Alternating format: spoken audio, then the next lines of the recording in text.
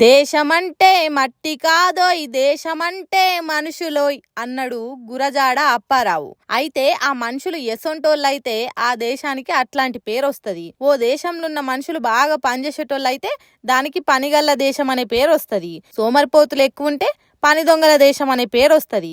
అయితే ఇప్పుడు మన దేశం ముచ్చట ఎట్లున్నదనేది ఇగో ఈ డాక్టర్ సార్ చెప్తున్నాడు ఇనుండ్రి. What is surprising is everybody used to think that India and obviously it is not a problem, USA problem, UK, but statistics have shown that about 60% of Indian population is overweight. 60%. 30% are starting to become obese. ఇన్నరా sir ఏమంటున్నాడు, దేశంలో 160 మంది ఎక్కువ బరువుతోనున్నారట, 30% మందికి obesity ఉన్నదట. అంటే కిలోల కొద్ది కొవ్వు ఒంట్ల వెరిగి కదలలేని కథ అవుతున్నదట. ఈ కొవ్వు వెరుగుడు బయట దేశాలలోనే ఉన్నది, మనకేం బాధ లేదన్నట్టు చెప్తారు కొంతమంది. కానీ ఇది మస్తు డేంజర్ అంటున్నాడు ఈ డాక్టర్ సాబు.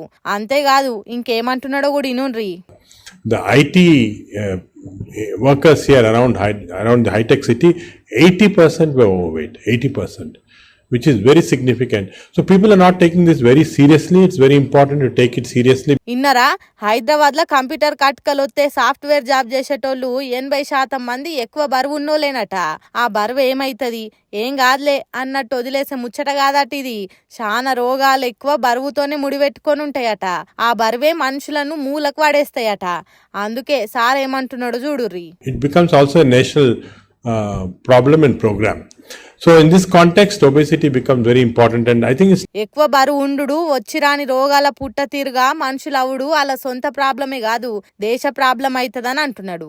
మరి అంతే కదా, గురజాడ చెప్పినట్టు దేశం అంటే మట్టి కాదు మనుషులు, కాబట్టి వాళ్ళ ఆరోగ్యాలు కాపాడుకోవాలి. ఆస్తులు అంతస్తుల కన్నా ఆరోగ్యమే ముఖ్యం కాబట్టి దాన్ని కాపాడుకొని అన్నట్టు చెప్తున్నాడు.